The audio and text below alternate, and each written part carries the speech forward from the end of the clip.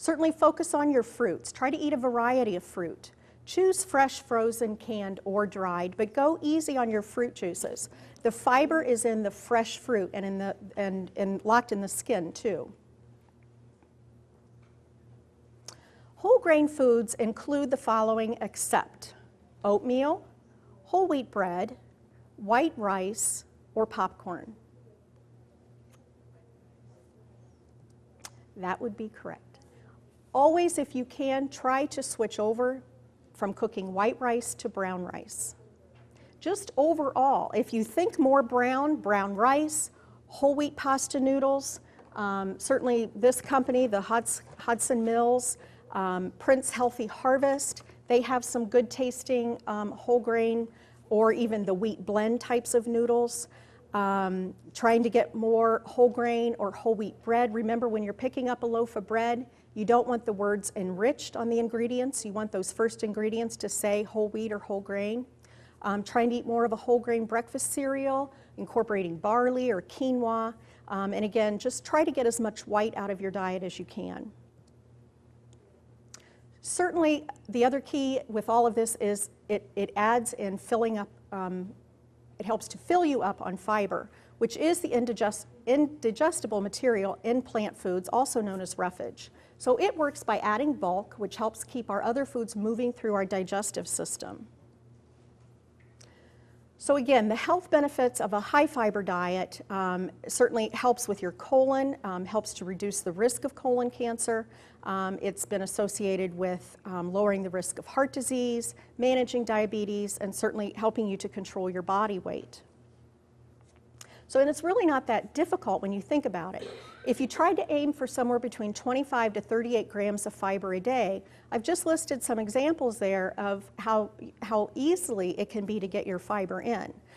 Certainly a cup of Raisin Bran cereal or some other type of fiber cereal.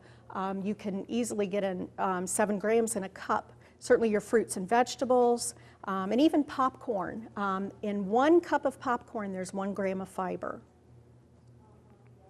What you have to remember when you're trying to increase the fiber in your diet is also to drink plenty of fluids. Here's another question. Trans fats. I'm sure you've all heard this term.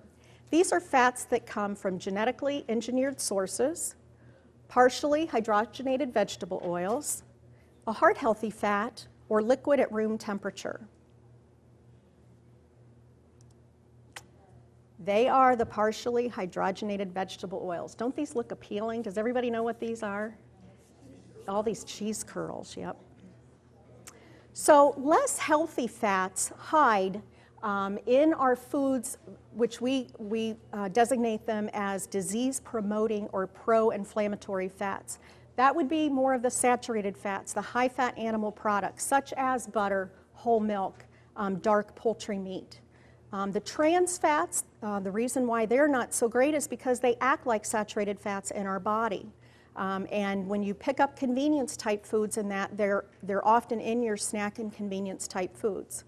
The omega-6 fats are most of the oils that are used in processing, such as soybean and corn oils. So again, it's not to say you can't ever have these, but what you want to focus on are what we call the healthy fats in our diet.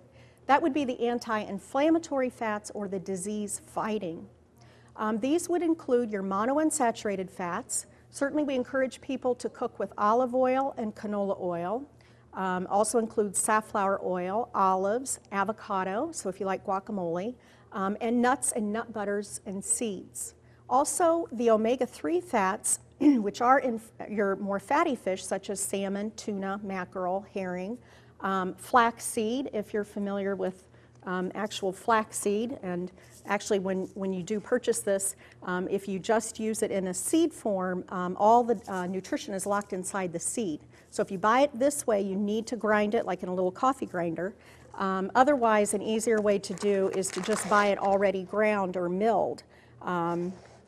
You do want to keep this refrigerated though. And typically, in terms of servings, maybe 1 to 2 tablespoons a day. The reason why people add this to their diets is because it is the highest plant-based source of omega-3 fats. Sometimes people will do things because they've heard it's good for them, but they don't really know why they're doing it. So, walnuts also are the highest nut in omega-3 fats. And then, of course, whole soy foods, seaweed, and wild game. So in terms of osteoporosis, which factor does not increase the risk of weakening of the bones? Smoking, a diet low in calcium, steroids during cancer treatment, or a high-fiber diet? Very good.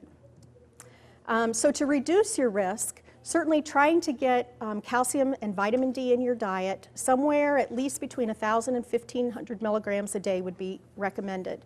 Certainly weight-bearing type of exercise, brisk walking, dancing, jogging, hopping, jumping rope, and then of course resistance exercise like light weightlifting. Now, just to illustrate the example of a glass of milk, an 8-ounce glass of milk, with the 300 milligrams of calcium, you would need to eat about 2 1/4 cups of cooked broccoli to get that same amount, 5 cups of red beans, or 8 cups of spinach. For health benefits, physical activity should be moderate or vigorous and add up to at least 30 minutes per day, getting out of bed every day, 30 to 60 minutes most days of the week. The new guidelines do state to try and get at least 30 minutes of physical activity a day. Inactivity and sedentary lifestyles can lead to obesity, which has been linked to several adult cancers, diabetes, and heart disease.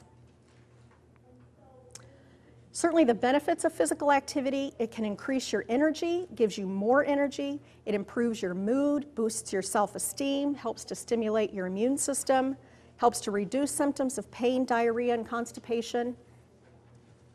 Ron will go into this in more detail for you. But again, as I mentioned in the beginning, and I know this from experience, that you have to find something that you enjoy, because if you don't enjoy it, you won't do it. So your take-home message today, hopefully you've gleaned a little bit from this, is number one, to focus on a plant-based, high-fiber diet if you can. Think color. Always, you know, when you sit down to whatever you're having for a meal, do you have lots of color interaction that's going to go on? Try to choose healthy fats. There was some studies done on women that showed if they ate at least an ounce of nuts a day, which is about 1/4 of a cup, they found that because nuts are high in the healthy fats, they're high in fiber, high in protein, they help keep you fuller longer. It's a great snack if you watch the amount, but women were more successful with weight loss and weight control if they had an ounce of nuts a day. Certainly our portion control, again, that's huge, especially in our country, and making sure that you are trying to stick with what a normal portion would be. And certainly to eat less and move more. This is one of my favorite quotes by a dietitian guru of mine, and that is, eating is about our regard for ourselves, our connection with our bodies, and our commitment to life itself. Thank you.